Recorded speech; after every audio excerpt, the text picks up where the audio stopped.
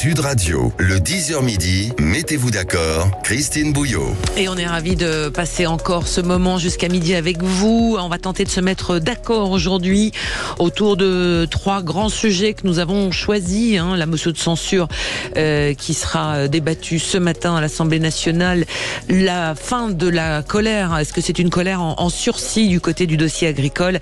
Et puis l'avenir politique de François Bayrou. On va voir ça tous ensemble avec nos coups de cœur et nos coups de gueule de nos 4 débatteurs du jour que je salue. Et en premier lieu, c'est Jacques Miard. Bonjour Jacques. Bonjour. Maire de Maison Salut Lafite. les fraternités, les cœurs, le combat continue. Voilà, ça commence, il est en grande forme Jacques, voilà. Alex Zarmon, bonjour Alex. Bonjour. Journaliste politique. Je ne vous vois pas. Alors attendez, on va régler tout ça, vous inquiétez pas, la technique est en train de gérer ça. Alex Darmon, journaliste politique, chaîne YouTube, je rappelle Les Indécis, toujours ce documentaire qui est en bonne place sur l'application de France Télévisions. Le ministre qui ne devait pas l'être, ce documentaire sur Éric Dupond-Moretti. Arlette Chabot, rebonjour Arlette.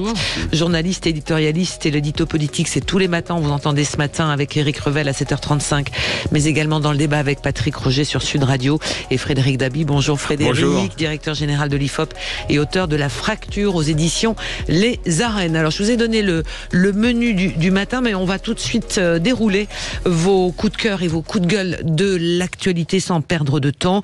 Alex, c'est cette préparation de l'hommage aux 42 victimes des attentats du Hamas. Ça aura lieu mercredi en France, aux Invalides. Exactement, 4 mois jour pour jour après les attaques qui sont déroulées en Israël le 7 octobre. On va dire enfin rendre hommage, et en même temps, on est le premier pays, le seul pays au monde à rendre hommage à ces ressortissants, à ces victimes françaises et franco-israéliennes. Ça sera donc mercredi matin, vous l'avez dit, dans la cour des Invalides à midi. Mais alors la vraie question qu'on doit se poser, c'est mercredi matin, à qui allons-nous rendre hommage ? Puisqu'on dit qu'on rend hommage à 42 victimes françaises, israéliennes, on ne connaît pas leur nom, on ne connaît pas leur histoire, et j'espère que dans les heures qui viennent, que dans les jours qui viennent, on va pouvoir les connaître un petit peu plus. Moi, je voulais vous parler d'une histoire qui m'a interpellé. C'est l'histoire d'un monsieur qui s'appelle Marc Pérez, qui a 51 ans, qui a émigré en Israël tard dans sa vie, et qui, en fait, est mort parce qu'il a voulu aller chercher sa fille au festival Nova. Vous savez, ce festival pour la paix qui se déroulait à la frontière d'Israël et de Gaza. Et il a voulu aller chercher sa fille à ce festival-là, et malheureusement il perd la vie. Sa fille va survivre, Maya, elle va survivre, et lui va perdre la vie comme 360 autres personnes, parce que ce festival s'est transformé en vrai bain de sang.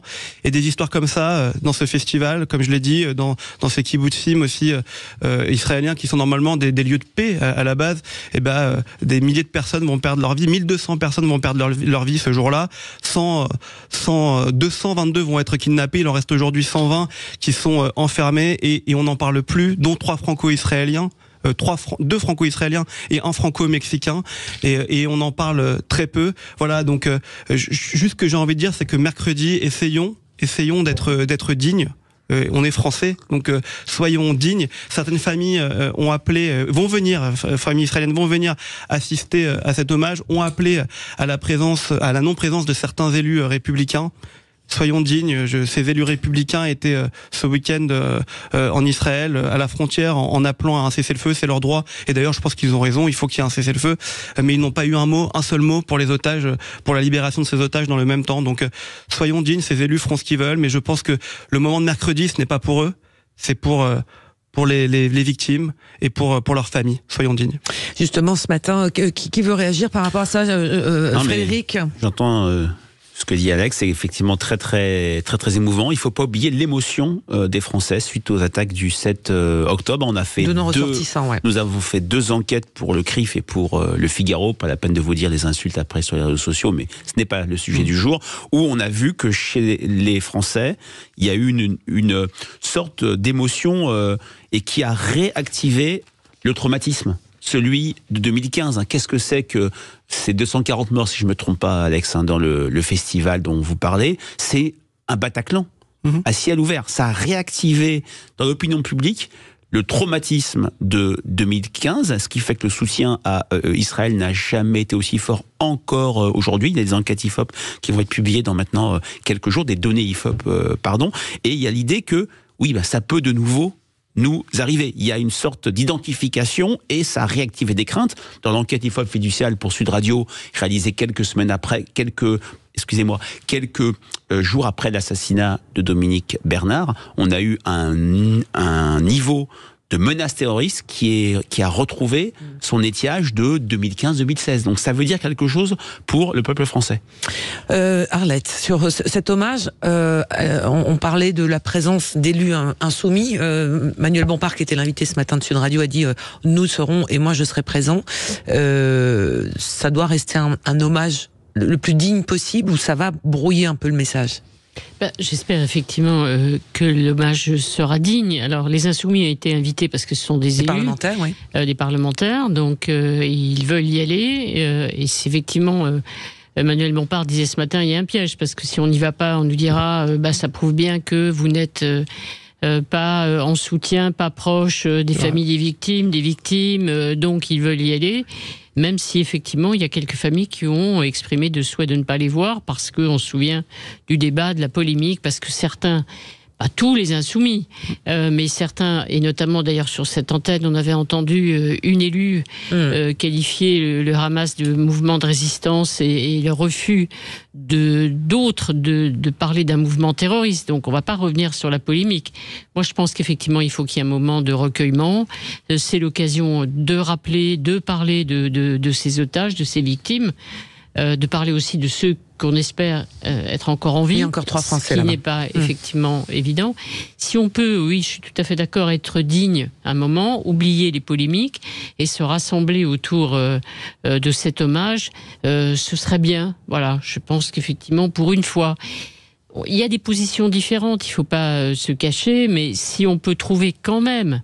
J'entendais ce matin Manuel Bompard dire qu'effectivement, on peut parler de génocide pour le massacre des Israéliens, des Juifs, tant mieux s'il utilise ce mot, donc ça fait une petite polémique en moins. Il y en a assez comme ça, donc moment de recueillement d'union nationale, c'est nécessaire. Jacques ? Écoutez, je ne peux qu'être d'accord avec Alex. Je souhaite, comme il l'a dit d'ailleurs, que l'on trouve une solution politique, parce que ce conflit mène nulle part, la guerre ne mène nulle part. Et donc, effectivement, je suis conscient et j'approuve qu'il y ait une cérémonie de recueillement pour nos concitoyens qui ont été lâchement assassinés lors de l'attaque de terroristes.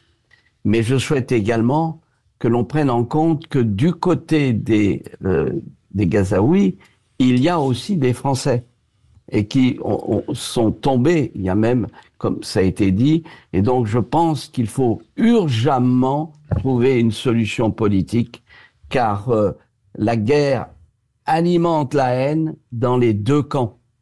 Et ça, c'est dramatique. C'est dramatique parce que c'est vraiment quelque chose qui perdure. Donc il faut sortir de ce piège de guerre et trouver une solution politique. Ça a été effectivement la solution des deux États, voire quelque chose de plus complexe, mais ça va poser des problèmes de part et d'autre, c'est-à-dire un État dans lequel les droits de chacun sont reconnus. Il y a un immense travail diplomatique à faire, et il faut le faire. Et la France doit prendre des initiatives. Merci Jacques. Alors je rappelle donc cet hommage, ça sera aux Invalides mercredi en présence de Emmanuel Macron. Donc on y reviendra dans l'Info Sud Radio. Évidemment, Jacques Miard, Frédéric Dabi, Arlette Chabot, Alex Darmon, vous ne bougez pas. On va se retrouver dans un instant juste après l'info de 11h, le rappel des courses avec Jean-Paul Delperrier. Et on continue avec tous vos coups de cœur et vos coups de gueule de l'actualité d'aujourd'hui. À tout de suite. Des Traboules de la Croix-Rousse à Saint-Georges, de la Pardieu au quartier des Pentes, de la place des Jacobins aux rives de la Saône, depuis le sommet de Fourvière, Sud Radio rayonne désormais à Lyon et le Grand Lyon sur 105.8. Connectez-vous aussi avec l'appli Sud Radio et parlons vrai. Sud Sud Radio, le 10h midi, mettez-vous d'accord, Christine Bouillot. Et en compagnie d'Alex Darmon, Arlette Chabot, Jacques Mien, Frédéric Dabi. Dans un instant, on va s'intéresser à la motion de censure qui est examinée en ce moment même devant un hémicycle quasi vide à l'Assemblée nationale contre le gouvernement de Gabriel Attal. On reviendra sur la colère des agriculteurs. Est-ce que c'est une colère sourde et en sursis?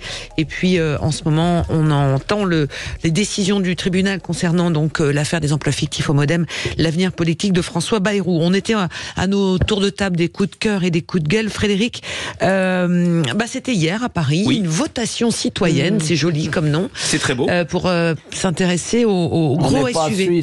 Voilà, alors Jacques me brûle la politesse. J'allais dire, c'est très courant en Suisse. Il arrive que dans les cantons, sur tout le territoire helvétique, il y en ait une dizaine, une quinzaine, sur tous les sujets possibles. Ça fait partie, ça vivifie la démocratie helvétique. Moi, vous connaissez mon statut, je suis directeur général de l'IFOP. Je n'ai pas donné mon avis sur la participation. Je peux faire une analyse. Bon, elle est faible, 5%. De 1 300 000. C'est risqué de le dire, Frédéric. De quoi? Qu'elle est faible. Oui, elle est faible. J'ai pris un gros risque, comme vous le savez, Arlette. Non, je ne vais pas parler du principe, sachant que dans toutes nos enquêtes de climat municipal, il y a toujours une demande des habitants d'être associés aux décisions que prend un exécutif municipal, la fameuse démocratie participative. Donc, de ce point de vue-là, je le dis très directement, la mairie de Paris est dans le sens de l'histoire, de la même manière que le budget participatif. Allez, Jacques, attendez, Jacques. Gardez-en pour tout à l'heure, s'il vous plaît. De même que le budget participatif. Là, je vais parler en professionnel des enquêtes d'opinion. J'ai été choqué par la question qui a été posée, qui est une question mal formulée, biaisée, je vais vous la lire. Êtes-vous pour ou contre un tarif spécifique pour le stationnement des véhicules individuels, lourds, encombrants et polluants? Qu'est-ce que c'est? Quel est le principe d'une question, par exemple, une question référendaire? Pour ou contre le traité constitutionnel européen? Pour ou contre l'entrée de la Grande-Bretagne dans le marché, dans l'Union européenne? La question doit être simple, doit être claire, doit être neutre. Quand vous parlez de véhicules individuels, je ne connais pas des véhicules collectifs, il est d'abord individuel, un véhicule lourd, encombrant, polluant, vous induisez les réponses. Je note aussi que la question posée sur le bulletin de vote n'était pas tout à fait la même que celle qui avait été mise sur les affiches où on parlait de SUV, on n'en parle pas ici. Donc, je trouve que la maire de Paris a tenu un discours très critique sur les sondages pendant la campagne présidentielle. Elle avait sans doute des éléments qui me paraissent justes, peut-être trop de sondages, peut-être une dictature des sondages par rapport à d'autres candidats. La question du vote utile qui a joué très très fortement au profit d'Emmanuel Macron, de Marine Le Pen et à gauche de Jean-Luc Mélenchon. Mais quand on fait ce type de critique sur le travail des sondeurs, la moindre des choses, c'est de proposer aux Parisiennes et aux Parisiens une question neutre et pas biaisée. Oui. Ça s'est quand même terminé, malgré le côté biaisé, à du 53-47, non, du 55-45. C'est pas écrasant avec un taux de participation que je vous laisse apprécier. Qu'est-ce que ça dit aussi sur cette volonté, vous parliez Frédéric, cette volonté qu'ont les gens de vouloir être associés aux décisions, et il n'y en a que 5% qui vont se mobiliser, Jacques? Pardon, le maire. Alors, écoutez, Monsieur le maire. Premièrement, je voudrais dire à Fred, quand on commence à parler du sens de l'histoire, j'ai un instant de recul. Parce que l'histoire est comme disait Hamlet, racontée par des idiots et pleine de furie et autres. Donc l'histoire, moi je ne sais pas ce que c'est véritablement à cet égard. Deuxièmement, il faut bien voir que lorsqu'on élit un conseil municipal, il prend ses responsabilités. Et donc, ce genre de choses, quelque part, fragilise la démocratie représentative. Et il faut être extrêmement prudent. Bien sûr, de temps à autre, il faut poser des questions. Il y a notamment, en matière d'urbanisme, des procédures où chacun peut s'exprimer. Il y a des enquêtes publiques qui sont loin d'être inutiles. Mais il faut se méfier. Et puis enfin, très franchement, dans cette question-là, c'est salaud de riches payés. Et ça, je trouve qu'il y a un moment, c'est reconstituer une certaine lutte des classes et arrose sur les gens riches qui s'achètent des bagnoles riches. Frédéric, Arlette aussi sur cette... Ce que dit Jacques est vraiment intéressant. Je l'entends de la part de beaucoup d'élus. Comme je le dis, nous, à l'IFOP, on fait beaucoup d'enquêtes de climat municipal. Est-ce qu'il faut opposer démocratie représentative, Et dans sa ville, Jacques est le patron. Il a été élu par son conseil municipal. L'ordre règne à Maisons-Laffitte. Voilà. Oui, bravo. Et est-ce qu'il faut opposer démocratie représentative et démocratie participative? L'IFOP, on plaide... ça dépend peut-être des sujets. Voilà. Alors, on plaide coupable. Non, je pense qu'il n'y a pas une question de sujet, c'est une question de méthode. C'est l'IFOP qui a introduit en France les conférences de consensus et conférences citoyennes. La première a été faite en 98 sur les OGM. Aucun intérêt à cette époque de faire un sondage sur un sujet si mal connu. On a pris un groupe de citoyens qui a été formé, informé, et qui est passé de statut de profane à éclairé pour donner un avis. Mais il faut, et Jacques sera d'accord avec ça, donner des règles. La décision revient à l'exécutif municipal. La démocratie participative ne doit en aucun cas se substituer, comme on l'a vu lors de la convention citoyenne, où on a peut-être refiler le bébé à un groupe de citoyens, à la décision politique. C'est plutôt une aide à la décision, et ça doit être complémentaire et non pas concurrent. Un baromètre. Arlette. Alors, la question, effectivement, était quand même... la réponse était dans la question, parce que est-ce que vous voulez des véhicules polluants chez vous, pourris, encombrants, sales? Vous préférez être pauvre ou riche? Voilà, exactement. Ce que je trouve extraordinaire, surtout, c'est qu'on consulte les habitants de Paris sur une décision qui ne les concerne pas, puisqu'effectivement ne sont pas visés les résidents parisiens. Donc moi je suis pour la démocratie participative, je trouve ça très très bien. Mais on aurait demandé effectivement aux habitants de Paris, à ceux qui y vivent, est-ce que vous acceptez, est-ce que vous pensez qu'il est nécessaire de taxer même les riches? Bon, mais c'est pas ça, ça ne les concerne pas. Donc en gros on leur demande de statuer sur ce qui arrivera à ceux qui n'habitent pas la ville. Troisièmement, je trouve aussi, comme tout le monde, et d'ailleurs c'est le cas de la ville de Lyon, quand on est élu, on assume ses décisions. Donc on a été élu pour décider et on décide. Et là, c'est d'ailleurs la raison pour laquelle à Lyon, on a taxé en plus les résidents. C'est 25 € de plus pour les résidents qui effectivement ont un SUV. J'adore de dire SUV. Donc SUV, SUV. Donc un véhicule dit polluant, lourd en tout cas. Et donc la décision a été prise et elle sera appliquée. À Paris, il n'y a pas d'information, pas de campagne. La décision, la consultation est quand même un peu faible. Effectivement, vous n'allez pas voter puisque ça ne vous concerne pas, donc vous n'êtes pas particulièrement motivé. Et je trouve que là, franchement, la mairie de Paris, c'est comme d'habitude, donc c'est trop facile de taper sur la mairie de Paris, je ne le ferai pas. Alors ce qui est quand même intéressant, c'est regarder les réponses. Alors si vous faites riche et pauvre, c'est vrai que c'est un argument, parce que le 16e arrondissement, on a voté à 81%, presque 82% contre. Dans le 15e arrondissement, qui n'est pas non plus pauvre, 59% contre. Dans le 17e, c'est pareil. En revanche, dans le 18e, 19e ou 20e arrondissement, là, c'est l'inverse. On est entre 73 à 81%. C'est la lutte des classes. Pour. Alors voilà. Donc, la lutte des classes, elle est aussi dans les urnes, si j'ose dire. Pour terminer sur ce sujet, avant de dérouler, Alex. Démocratie participative, mais ce serait bien de concerner les Parisiens par des vraies questions. Enfin, il y a un moment, les SUV, comme on l'a dit, ok, c'est super, mais même David Béliard ne connaissait pas, qui est à l'origine de ce vote, ne connaissait pas la différence entre un SUV et un véhicule utilitaire. Vous savez qu'un 4x4 n'est pas un SUV, par exemple, lui, il ne le savait pas, typiquement. Bon, donc concerner les Français par les SUV, par les trottinettes, effectivement, quand on a été élu, on se rend compte que c'est le bordel à Paris et que les trottinettes, faut les enlever. Pas besoin de consulter les Français là-dessus. La vérité, c'est que tout le monde se foutait de ce projet de loi. Il y a eu un vote précédent sur les trottinettes, qui ont été enlevés. 10%, il y a eu plus de participation. Il y a eu plus de participation. Une dizaine de participation. C'est mieux quand même, c'est mieux. Non mais ça fait un électeur sur 10, Arlette. Mais est-ce que c'est parce qu'on n'est pas concerné par la question? Est-ce que parce qu'on se dit... Même Anne Hidalgo hier soir ne connaissait pas les résultats exacts. Quand vous l'entendez dans sa déclaration à la fin du vote, même elle se trompe sur les résultats exacts de cette consultation. C'est dire l'intérêt que les Parisiens portent à ce genre de consultation et de demande. Moi, je pense qu'il y a bien d'autres sujets sur lesquels les Parisiens aimeraient être consultés. Hidalgo est, je dirais, coutumière d'emmerder les gens qui n'habitent pas sa ville. Et elle est interdite de séjour, je vous le dis, à Maisons-Laffitte. Ça, c'est dit. Voilà, c'est signé Jacques Miard. On va s'arrêter, si vous le voulez bien, un court instant sur cette déclaration de la plus haute importance, mais on va revenir surtout sur vos coups de cœur et vos coups de gueule. On va continuer avec vous, Arlette Chabot et Jacques Miard, justement, avant d'évoquer donc les sujets politiques et l'actualité du jour. À tout de suite. Sud Radio, votre attention est notre plus belle récompense. Vous êtes vraiment une radio exceptionnelle et merci à vous de donner la parole aux auditeurs puisqu'on en a vraiment besoin. Sud Radio, parlons vrai.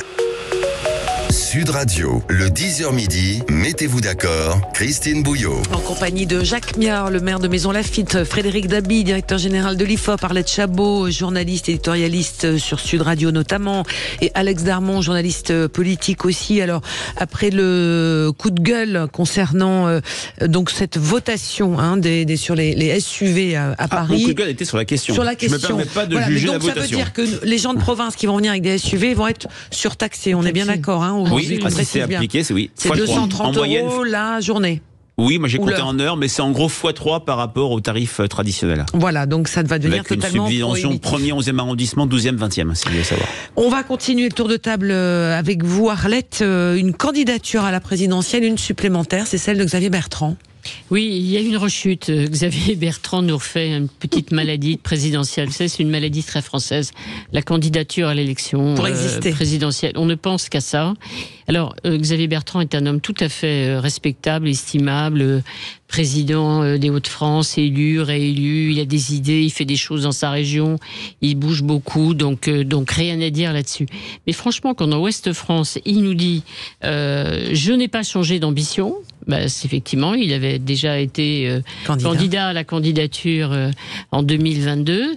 Donc, je n'ai pas changé d'ambition. Je vais m'opposer, tout faire pour empêcher l'élection de Marine Le Pen. Il n'est pas seul à penser qu'il faut effectivement essayer d'éviter une élection de Marine Le Pen dans la classe politique. Il dit en France, il n'y a pas une majorité de fachos, il y a une majorité de Français en colère. Ça, il copie un peu Mélenchon qui disait les Français sont pas fachos mais fâchés. Donc ça, il nous fait du tout. Mais alors, nous dire aujourd'hui qu'il ne renonce pas à son ambition, qui est d'être candidat à l'élection présidentielle en 2027. J'ai regardé mon agenda pour être sûr que le temps n'avait pas avancé plus vite que je ne l'imaginais. Le dire aujourd'hui, est-ce que c'est franchement le moment? Et moi, je suis toujours sidérée par ça, quoi. C'est-à-dire dire en 2024, au début de l'année, qu'on sera candidat à l'élection présidentielle en 2027, qu'on a tiré des leçons de l'expérience précédente, mais c'est une blague.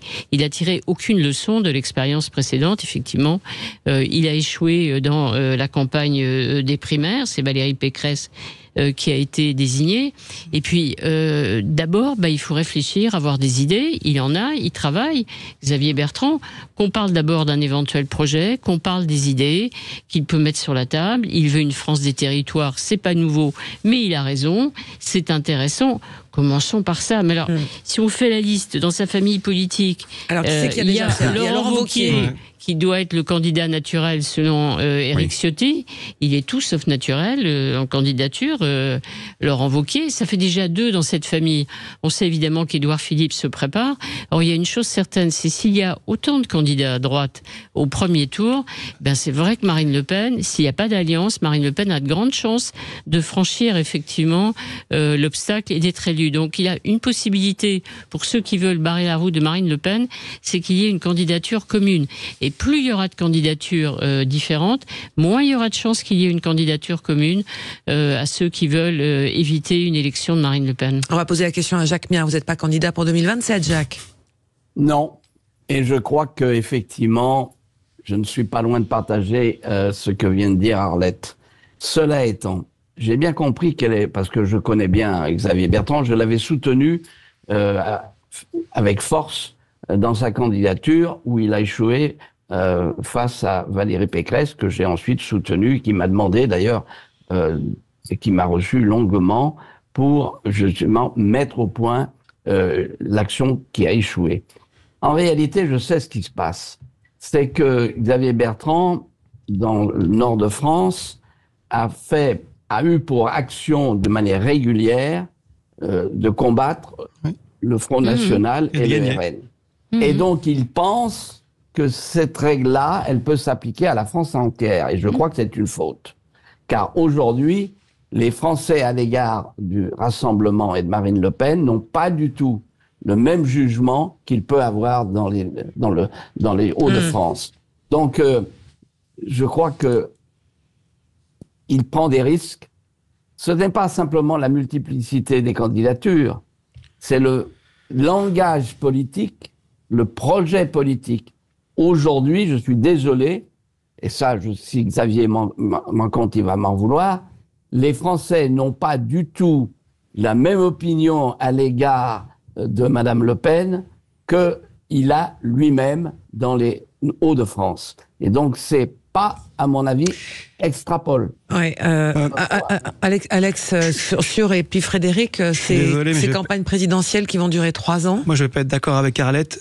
Je suis désolé parce que, en fait, il veut pas se faire avoir, Xavier Bertrand, donc il part très très tôt, peut-être trop tôt, ça on le verra avec le temps, mais il y a aussi une élection européenne qui va jouer en juin prochain, et en fait il est à la recherche d'un leadership, Xavier Bertrand. Quand vous parlez avec les LR à l'intérieur, avec certains noms qui veulent être candidats sur leur liste, en fait vous avez effectivement ceux qui soutiennent Ciotti et Wauquiez, et ceux qui soutiennent Bertrand. Et en fait il y a un combat interne qui est en train de se jouer sur la légitimité des uns et des autres dans ce parti. Et il y a des noms qui doivent s'installer pour pouvoir défendre les projets politiques des uns et des autres. Donc hier, c'est vrai, mais c'est pas très étonnant de la part de Xavier Bertrand. S'il avait pu se déclarer candidat en 2000, il l'aurait fait. Le plus tôt possible pour lui est le mieux, pour pouvoir dire qu'il existe. Et il veut aussi pouvoir jouir de cette victoire. Maintenant, ça date de 2021, donc c'était il y a 3 ans, effectivement, face au Rassemblement national dans les Hauts-de-France, aux élections régionales. Avant, il peut aussi se targuer d'être le seul, hors au niveau national, Emmanuel Macron, à avoir battu Marine Le Pen. Et il veut aussi pouvoir le répéter à l'approche des élections présidentielles. Voilà. Aujourd'hui, il est plus sur un combat de légitimité, en quête de légitimité, pouvoir exister dans son électorat chez les LR, que dans un combat, et on peut le regretter, que dans un combat d'idées.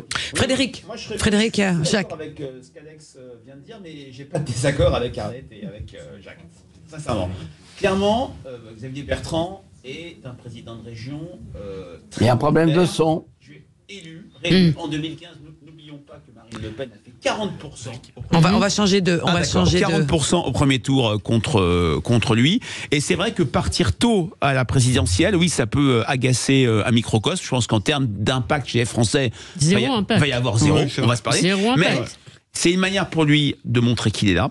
Et puis, on parle de LR. Où est LR? Qu'est-ce que l'on vit depuis 2022? On va dire une guerre des 3 blocs. Le bloc NUPES, en très très mauvais état. Dans le bloc NUPES, il y a 3 sous-blocs. Le bloc NUPES LFI Canal Historique, le bloc gauche social-démocrate anti-NUPES et un bout de bloc NUPES qui veut faire sans Jean-Luc Mélenchon. Bon courage. Il y a le bloc RN Reconquête, qui est, dans les enquêtes IFOP fiduciales pour Sud Radio, qui atteint quasiment 38-40%, si j'additionne Nicolas Dupont-Aignan, et le bloc central. Le bloc central, c'est la majorité. Où est LR? LR a un problème ontologique, peut-être définitif, de positionnement. Dans ce cadre, oui, Xavier Bertrand, et peut-être on en verra d'autres, ont besoin d'exister, de montrer qu'ils sont là. C'est vrai que, sondagièrement, il a battu Marine Le Pen et dans les urnes, et puis sondagièrement, n'oubliez pas, il y a eu un sondage IFOP, je crois que c'était avec le Figaro et Sud Radio, c'est mérite vérification, où nous donnons Emmanuel Macron battu dans un second tour, à 51-49, c'est face à Xavier Bertrand. Macron n'est plus candidat en 2027, mais il veut avancer sur cette lignée et surtout montrer qu'il est toujours là, même si c'est vrai que... Mais Frédéric, c'est une espèce de preuve de vie, on est en 2024, non, justement on est avant les Européens. Vous savez que Arlette, Alain Juppé part en août 2014. Bah oui, d'accord, et alors et alors? Le problème, and the winner is je suis d'accord, ça fait partie du jeu présidentiel. Non, mais je suis d'accord, mais c'est une maladie. Ça s'appelle le poison présidentiel. C'est ça, tout le monde va se déclarer candidat. Mais oui, c'est le poison. Mais je veux dire, franchement, Frédéric, c'est loin de ce que disent les Français. C'est loin des préoccupations des Français d'aujourd'hui. Quand Xavier Bertrand arrive avec 3 propositions pour lutter contre l'inflation, on l'écoute. Ouais. Et les Français s'intéresseront à Xavier Bertrand s'il arrive avec des propositions sujet par sujet. L'ancien ministre de la Santé a des idées sur l'hôpital. Il a beaucoup d'idées d'ailleurs. Ça oui, mais alors franchement, dire aujourd'hui je n'ai pas renoncé à mon ambition, mais franchement, il y a longtemps qu'on avec les attentes des Français. Jacques, pour terminer, et puis après on va faire une petite pause. Arlette a raison. Oh là, si Jacques Maire le dit, alors là, je n'ai pas perdu ma journée. Non, mais il faudra voir comment il matérialise son ambition aussi, parce qu'il avait dit, rappelez-vous, en 2022, qu'il ne ferait pas de primaire, et finalement, est-ce que c'est pour éviter de laisser il ne reviendra pas chez les LR et les revenus. Voilà, exactement. Moi, ça a été son erreur historique, maintenant on le dit avec du recul. Mais il veut s'imposer, Je pense pas que ce soit la bonne solution, mais en tout cas, il veut s'imposer. Il ne s'imposera pas de cette manière. De cette manière, je ne crois pas non plus. Allez, on va s'arrêter un court instant avec vous 4, et on va voir dans un instant le coup de gueule de Jacques Miral. Mignard, qui va nous permettre aussi d'aborder sans doute l'actualité politique du jour. Il est bientôt 11h30, on se retrouve juste après ça. Sud Radio, votre attention est notre plus belle récompense. Depuis que j'écoute Sud Radio, avec Elisabeth Lévy, Jean-Jacques Bourdin, sans oublier Patrick Crochet et André Berkoff, on est certain d'entendre parler vrai dans la matinale de Sud Radio, figurez-vous. Sud Radio, parlons vrai. Sud Radio, le 10h midi, mettez-vous d'accord, Christine Bouillot. On est toujours avec Alex Darbon, Arlette Chabot, Jacques Mia, Frédéric Dabi. Dans un instant, on va vous donner la dernière information de la matinée concernant le sort politique de François Bayrou. Mais Jacques, votre coup de gueule, et vous faites un parallèle avec une pièce de théâtre, En attendant Godot. Eh bien, les Français sont en train effectivement d'assister à la fameuse pièce de théâtre de Samuel Beckett, En attendant Godot. Qu'est-ce que c'est Godot? C'est la constitution du gouvernement. On attend toujours, un mois après, n'est-ce pas? Monsieur Attal nous a donné, il a l'habitude de donner des tétines, Attal, vous savez, c'est-à-dire que il essaye de calmer l'attente des Français en faisant des annonces. Il a été nommé Premier ministre il y a maintenant un mois et on attend toujours la continuité, c'est-à-dire un gouvernement au plan complet. Je trouve franchement que au lieu de jouer les madones des aéroports, le président de la République devrait quand même s'activer un peu. C'est bien gentil de prendre la fuite partout et d'aller se balader partout dans le monde, mais il y a un moment où les Français ont le droit d'avoir un peu de passion et avoir un peu d'intérêt. Donc je dis au président de la République, arrête de te balader partout, occupe-toi des Français et du gouvernement. Alors on parle même d'un ajustement du gouvernement plutôt que... Tu parles. Je remarque que Jacques Millard tutoie le président de la République quand même. Oui, parce que j'ai tutoyé tous les présidents de la République. Mais non, mais vous avez le tutoiement républicain. Et je peux même vous dire une chose, c'est qu'il s'est assis à côté de moi lorsque j'avais la place de Xavier Bertrand à l'Assemblée et qu'il y avait une telle profusion de ministres que nous avons siégé ensemble. Ils vous ont pas appelé pour faire cet ajustement gouvernemental, Jacques Millard? Alors ça risque pas. De toute façon... Moi, je tombe pas dans la Macronie qui est un piège. Alors, justement, concernant cet ajustement du gouvernement, en tous les cas, ce complément de secrétaire d'État et de ministères qui sont attendus, on nous dit que dans les ministères actuels, ils sont tous rincés, ils sont tous fatigués, ils sont morts et cuits. Eh bien, l'information de la matinée, c'est que François Bayrou a donc été relaxé dans l'affaire des assistants parlementaires. Bravo. Européen, il y a 5 élus qui ont été condamnés. L'horizon donc politique se dégage pour François Bayrou. Est-ce que ça veut dire qu'on peut le voir quelque part sur un Marocain? On se souvient que... Mais ça ne peut pas être un petit Marocain? Oui, compte tenu de François Bayrou qui se vit et qui est peut-être perçu comme le faiseur de roi de... Emmanuel Macron en 2017. En même temps, il était contre Attal. Oui, alors vous savez... Alors, d'une part, les Français ne sont pas sur une logique de casting, ils sont sur une logique de résultat, d'efficacité. J'entends ce qu'a dit Jacques Millard, c'est entre, en attendant Godot et le désert des Tartares de Buzzati ou Giovanni Drogo attend un ennemi qui ne vient jamais.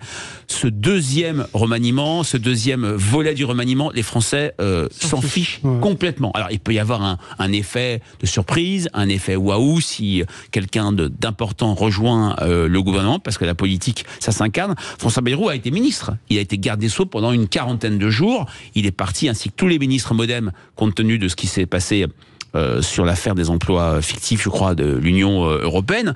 Voilà, alors on parle de lui à l'éducation nationale, on parle de lui je ne sais pas où, mais il a déjà des fonctions. Il s'occupe du plan et de la planification écologique, si je ne me trompe pas. Donc c'est quand même des fonctions qui sont assez importantes. Et puis accessoirement de la mairie de Pau aussi. Oui, et de la mairie de Pau. On pense aux auditeurs de la voilà, de Pau. Tout à fait. Et je ne sens pas d'attente...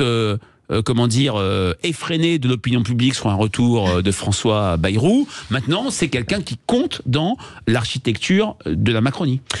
Arlette. C'est-à-dire que si effectivement le président de la République renonçait à son choix, et c'est-à-dire voulait un nouveau ministre de l'Éducation et donc renoncer à Madame Oudéa Castéra, elle ne peut être écartée que s'il y a quelqu'un a une forte personnalité politique et un poids politique qui est choisi, et donc ça pourrait être François Bayrou.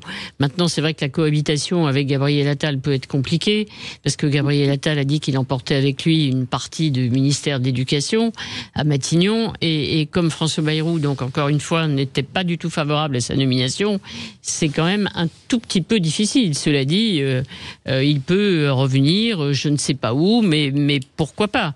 En tout cas, et maintenant qu'il est libre, il va se sentir effectivement beaucoup mieux, et peut-être qu'il va retrouver encore plus une liberté de parole et de ton, effectivement.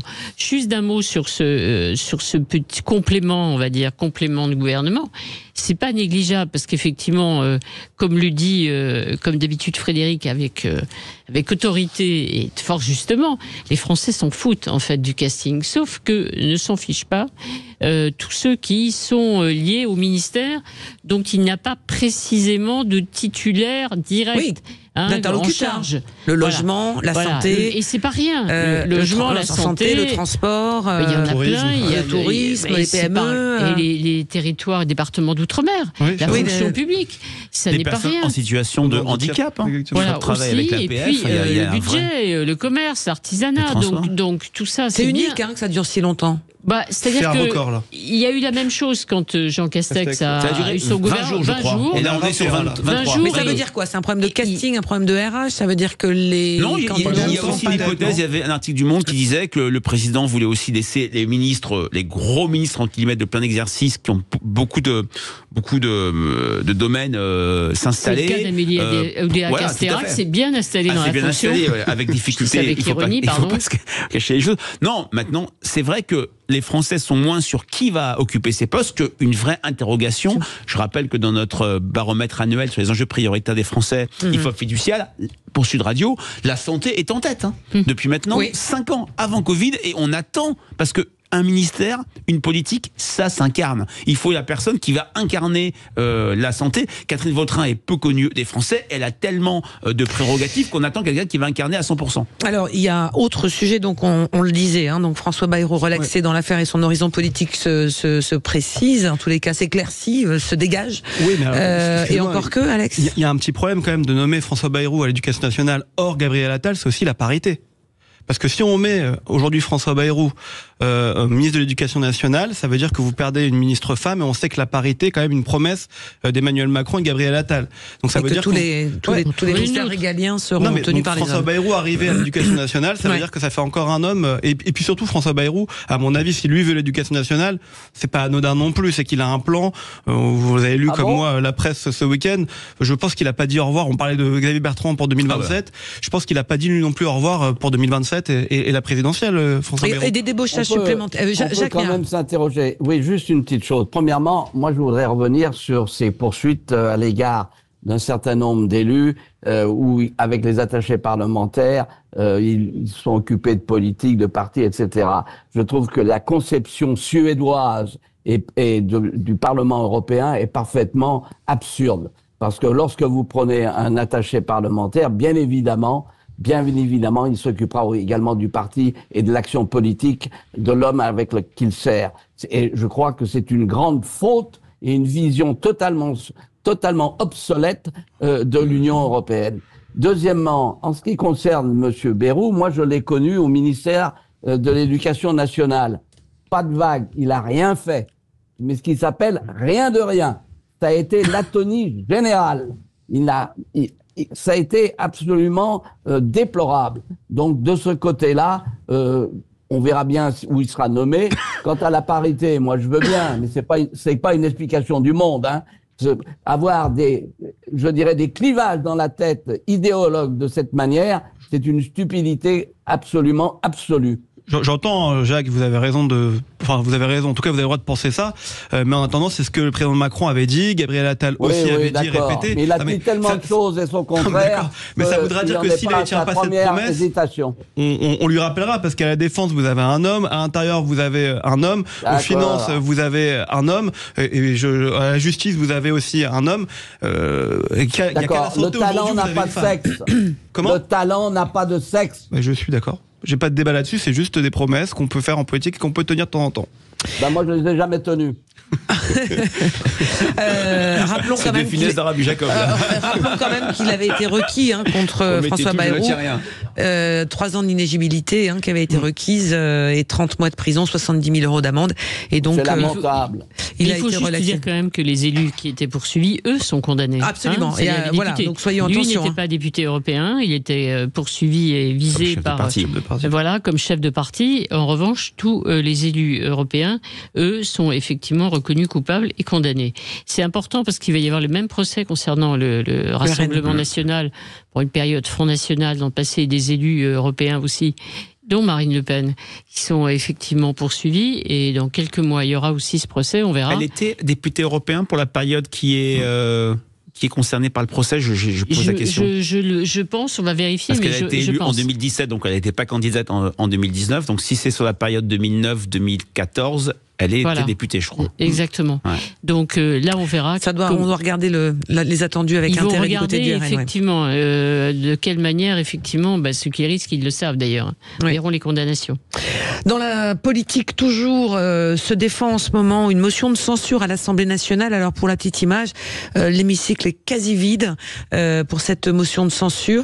La gauche avait, les oppositions, raison de faire un espèce de baptême du feu à Gabriel Attal pour son intronisation. C'est un rituel qui était habitué, Elisabeth Borne. Mais la logique de la gauche est tout à fait entendable, c'est-à-dire discours de politique générale et refus du Premier ministre d'engager un vote de confiance. Donc l'idée, c'est que l'opposition de gauche adresse une motion de censure. Je crois qu'elle a été adressée avant le début du discours. C'est le premier mot qu'a dit la présidente Yael Braun-Pivet avant le discours du Premier ministre. Maintenant, je crois qu'elle a peu de chances de passer compte tenu du fait que les Républicains, si j'ai bien compris, ne la voteront pas. Donc voilà. Alors il faut rappeler quelque chose d'assez cruel, mais la scène parlementaire est très peu visible des Français. Il y a une chose qui a beaucoup imprimé, c'est le 49.3, et qui a fait beaucoup de mal à la prédécesseur de Gabriel Attal, Madame Borne, sur le mode, c'est un signe d'autoritarisme, de démocratie, de passage en force, c'est plus du tout accepté comme ça l'avait été, comme Michel Rocard l'avait utilisé 28 fois. Maintenant, voilà, je pense qu'on est vraiment sur une scène parlementaire sur ce sujet qui n'intéresse pas. Allez, on va s'arrêter parce qu'il nous reste avant la pause quelques secondes. On va s'arrêter, on va ouvrir la suite de la colère agricole. Tout le monde est rentré dans sa ferme, bien sûr, puisqu'il y a quand même des établissements et des exploitations à faire tourner. Mais est-ce que la colère est pour autant apaisée, une colère sous surveillance? Et quel bilan tirer de cette séquence du Premier ministre avec ses ministres de l'Agriculture et de l'Écologie? On y revient juste après ça sur Sud Radio. À tout de suite. Sud Radio, le 10h midi, mettez-vous d'accord, Christine Bouillot.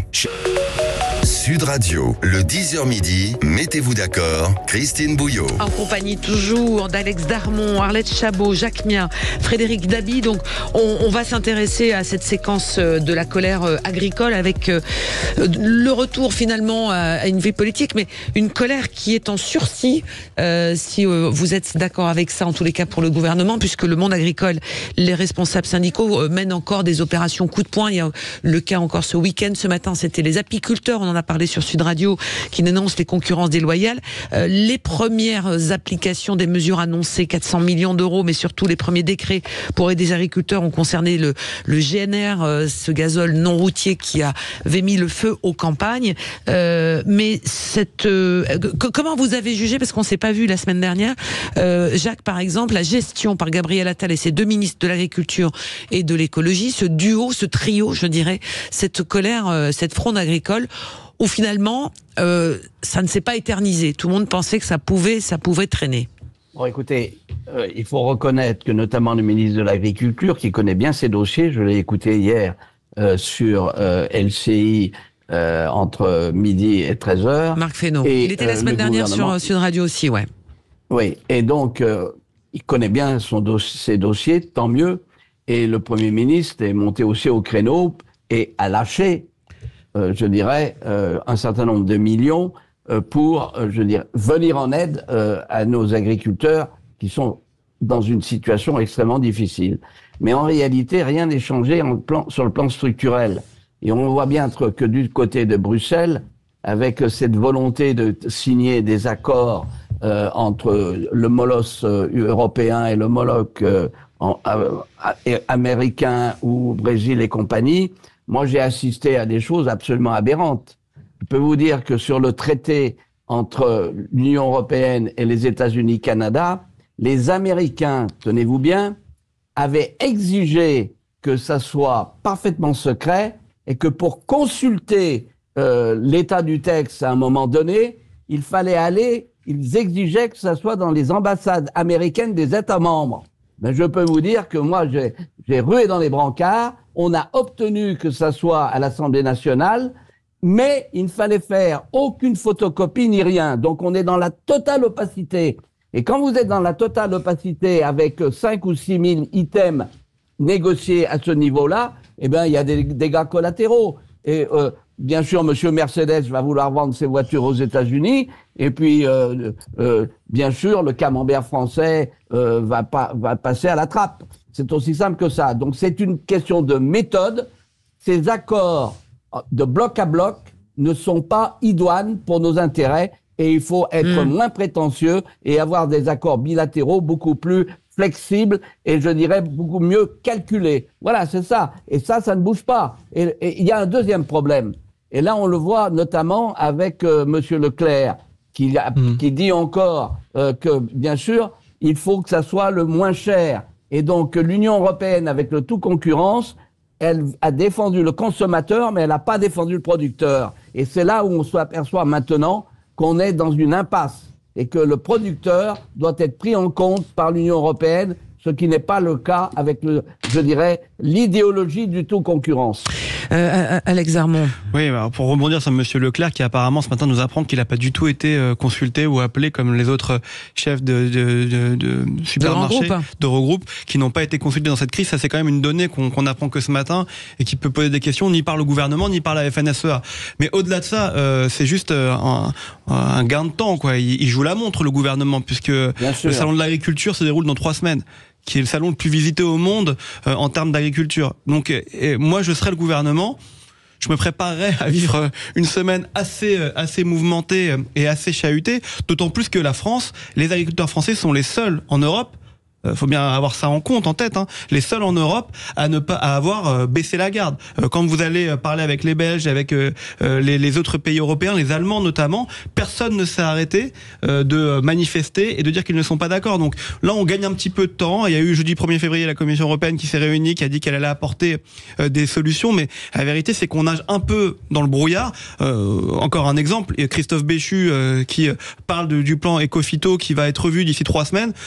Enfin, on comprend pas. Son ministre de l'Agriculture dit l'inverse vendredi. Là, on nous dit qu'on se laisse 3 semaines justement jusqu'au salon de l'agriculture pour pouvoir savoir quels vont être les outils qui vont être mis en place. Bref, on fait beaucoup de promesses comme souvent aux agriculteurs, mais on sait pas trop où on va. C'est un dossier piégé, ce salon de l'agriculture qui arrive. En tous les cas, là, on a fait beaucoup de promesses, on a annoncé beaucoup de choses, avec des résultats qui seront pas immédiats. Donc, ça sera forcément de la frustration. Il y a du court terme et il y a du moyen terme. Le court terme, c'est effectivement ce salon. Alex l'a très très bien dit, c'est-à-dire un moment de fixation, de focalisation de l'opinion sur les agriculteurs. Chaque année, à cette occasion, on réalise une enquête avec vos confrères de Ouest France qui montre une image étincelante des agriculteurs. Et je pense qu'avec ce qui vient de se passer, c'est-à-dire ce soutien inédit, la dernière balise IFOP fiduciale pour Sud Radio donne de mémoire 85% de soutien au mouvement agricole. Et dans toute l'histoire des enquêtes IFOP sur les mouvements sociaux, je crois qu'il n'y a que les infirmières sous Michel Rocard en 90 ou 91. J'ai plus la date exacte, mais vos auditeurs anciens comme moi trouveront, où on avait un soutien aussi fort. Donc c'est effectivement, il y a le salon, mais n'oublions pas que cette mobilisation peut ressurgir comme un spectre, si je puis dire, parce que là, on est à 4 mois des élections européennes et la question de l'agriculture est une question centrale. Maintenant, quand même, je trouve que le Premier ministre s'est quand même dépatouillé, si je puis dire, d'une crise extrêmement forte, extrêmement brutale, même si elle avait été elle aurait pu être anticipée dès le mois d'octobre-novembre avec des retournements de panneaux urbains, etc. et la souffrance des agriculteurs. Il s'en est quand même bien tiré en déployant 450 millions. Ce que les Français voient dans la méthode Attal, aller sur le terrain, dire des choses, rencontrer et après annoncer, agir. Maintenant, effectivement, ces annonces, ces promesses vont être extrêmement scrutées et surveillées. Arlette. Oui, ce qu'on attend, c'est le dernier point, effectivement, de la méthode Attal. Elle a fonctionné. Il y a une petite erreur. Première série d'annonces en allant sur un barrage, là où avait commencé le mouvement. Et donc, ce qui a fâché la FNSEA, évidemment. Donc après, on corrige une semaine plus tard. Et la discussion reprend sur tous les points avec la FNSEA et les jeunes agriculteurs. Donc ça, c'est correction. Il a compris. Il a entendu. Action, oui. Vous parliez tout à l'heure des décrets. Ça prouve que le gouvernement veut avancer. Après, il y a la suite, effectivement. Il faut qu'il y ait du résultat, qu'il se soit concret. Il y a 3 semaines. Alors, il marche sur des œufs, parce qu'effectivement, le plan éco-phyto, on se fâche avec les écologies, on dit alors le président de la République... Une partie du monde agricole qui n'en veut pas ? Bien sûr, donc le gouvernement se fâche avec les écolos et on rappelle la promesse d'Emmanuel Macron, mon quinquennat sera, voilà, on sait que le écologique ne sera pas. Donc il y a une petite correction faite par le ministre de la Transition écologique. Maintenant, il y a un moment, encore une fois, le en même temps marchera pas, il faudra trancher, décider. Mais c'est vrai que les agriculteurs sont rentrés à la maison, mais le mouvement, de toute façon, il est européen. Il n'a pas démarré en France, il a démarré évidemment en Allemagne, en Pologne, dans d'autres pays. Il a gagné le sud aussi de l'Europe aujourd'hui. Donc c'est pas fini. Et moi, ce que je trouve quand même toujours extraordinaire, et là c'est la responsabilité du gouvernement, c'est de découvrir des problèmes qu'il connaît parfaitement. Enfin, de découvrir des problèmes qu'il connaît. Les normes, évidemment. Si on parle des supermarchés. Le gouvernement n'a plus le pouvoir, Arlette. Pardon ? Le gouvernement n'a plus le pouvoir. Il y a un problème européen à régler. Mais par exemple, les négociations qui ont lieu à Bruxelles, en ce qui concerne le centre Leclerc en Espagne ou ailleurs. Tout le monde le sait quand on s'interrogeait sur pourquoi la loi Egalim qui n'est pas appliquée quand même. Elle est déjà pas appliquée vraiment en France. On en a fait une deuxième, on s'aperçoit qu'elle n'est pas vraiment respectée. Puis ces systèmes de négociations qui ont lieu hors France, quand on posait la question, à chaque fois on nous répondait mais c'est tout à fait légal. Oui, d'accord, c'est légal, mais c'est une manière quand même de contourner effectivement les lois.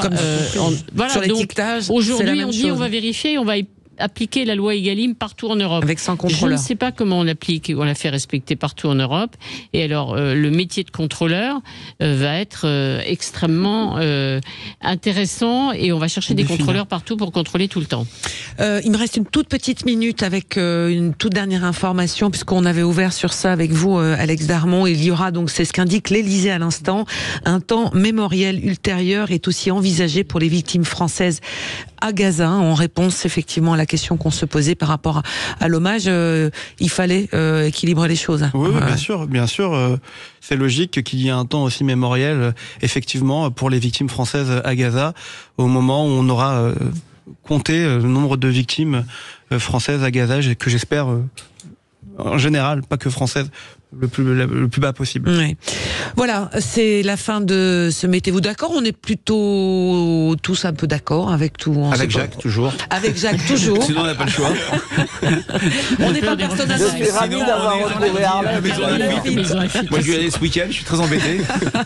Bon, tous les cas, passez une très très belle journée tous. Dans un instant. Les cœurs. Continue. Voilà, merci. L'info, le débat, tout ça, ça continue sur Sud Radio. Parlons vrai dans un instant. L'info. Et vous retrouvez ensuite André Berkoff sur Sud Radio pour passer 2 heures avec lui. À bientôt et demain Valérie Expert qui revient. Patrimoine historique, gastronomie renommée, quartiers animés, festivités culturelles, bouchons lyonnais, sport et créativité. Depuis le sommet de Fourvière, Sud Radio rayonne désormais à Lyon et le Grand Lyon sur 105.8. Connectez-vous aussi avec l'appli Sud Radio et parlons vrai.